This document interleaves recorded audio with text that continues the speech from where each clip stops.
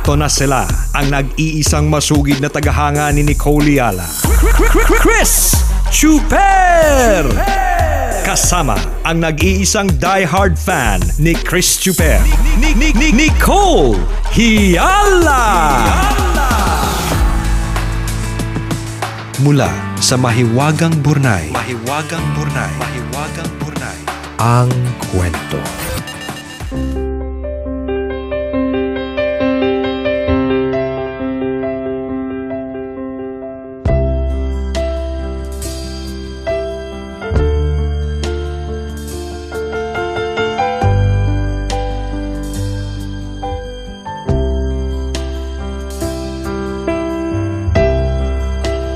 Bata pa lang ako, naranasan ko na po ang sexual harassment.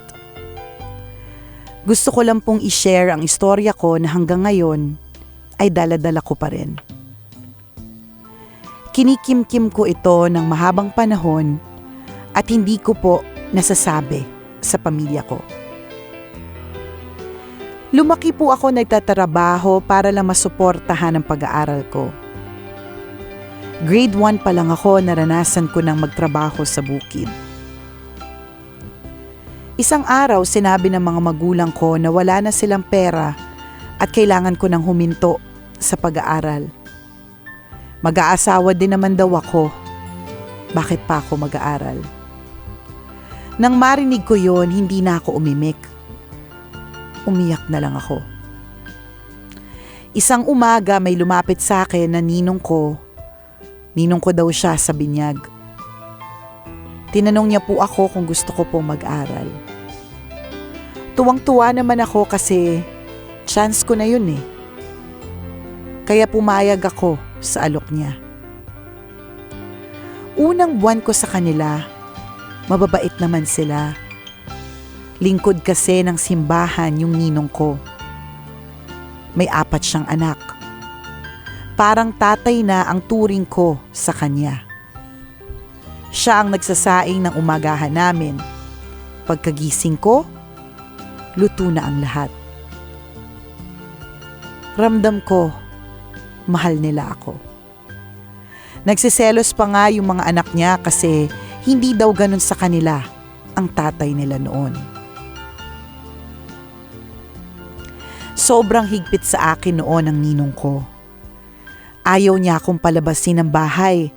Baka daw kasi may manligaw sa akin.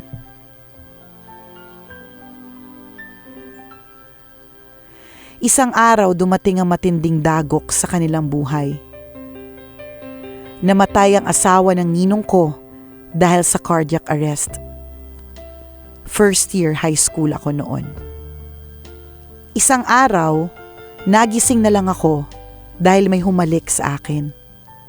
Napabangon akong bigla at sabi ko, "Ano ba, Ninong?" Pagkatapos nun, biglang sinabi niya sa akin, "Patay na ang ninang mo. Hindi ka ba natutuwa?" Kinabahan ako bigla. Tinanong ko siya kung bakit niya ako hinalikan at ang sabi niya, "Huwag kang matakot. Ako na ang bahala sa'yo. Paaralin naman kita hanggang matapos ka." Pagkatapos nun, umiyak ako ng umiyak. Hindi ko sinabi kahit kanino. Kinimkim ko lang lahat na nangyayari sa akin. Takot na takot ako magsumbong. Nakatuntong na ako ng second year high school, pero sa kanila pa rin ako nakatira. Isang gabi habang himbing na himbing ako sa pagtulog, hindi ko naramdaman na nakapasok na pala si Ninong sa kwarto ko. Sigaw ako ng sigaw. Nang may makarinig sa akin, bigla siyang tumakbo palabas. Kinaumagahan, binantaan niya ako na pag nagsumbong daw ako, papalayasin niya ako at hindi na ako makakapag-aral pa.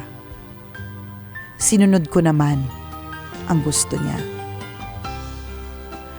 Yung napangasawa naman ng anak ng ninong ko, Hindi ko akalain na manyakis din pala.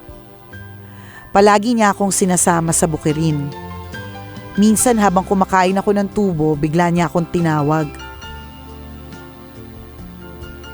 Bigla niya akong hinawakan sa balikat. Sabay sabing, tikman nga natin ang mga labi mo kung matamis. Pagkatapos nun, umiyak na ako ng umiyak. Binantaan din niya ako na wag ako magsusumbong. Sabi niya pag nagsumbong daw ako, hindi naman daw ako paniniwalaan. Hindi daw ako makakatapos ng pag-aaral dahil tsak, palalayasin ako. Hindi na nga ako umimik pa. Palagi akong tulala. Napabayaan ko na ang pag-aaral ko. Hindi ko rin masabi ang mga pinagdadaanan ko kasi natatakot ako na husgahan ng tao. Naisip ko tuloy na magpakamatay. December 20, 2010. Christmas party namin. Ine-enjoy ko lahat ng moment na yon. Nagpapakasaya ako kasi iniisip ko pag uwi ko, magsusuicide ako. Pag uwi ko ng bahay, nakakita ko ng ini-spray sa palayan. Ininom ko yon hanggang sa bumula ang bibig ko. Nang may makakita sa akin na kapitbahay, dali-dali akong dinala sa ospital. Naging usap-usapan ako sa lugar namin. May mga nagsasabi na baka iniwanan daw ako ng nobyo ko, kaya ako nagpakamatay. Hindi nila alam ang totoong problema ko. Pilit kong itinatago ang katotohanan, mapahanggang ngayon. Kinikimkim ko lang ang lahat. Gumawa na lang ako ng diary ko para sa lahat ng mga pinagdadaanan ko. Pilit ko mang kalimutan ng lahat. Bumabalik pa rin sa alaala ko ang pambababoy ng mga taong sumalbahe sa akin. Sana po ay mapayuhan niyo ako kung paano ko unti-unting maayos ang aking buhay. Nakakapagod na po kasing bumangon na may kabuntot na madilim na kahapon. Ako po si Maymay, isang tambalanista, at ito ang aking kwento. Always your number one. SM Radio Station. Love Radio.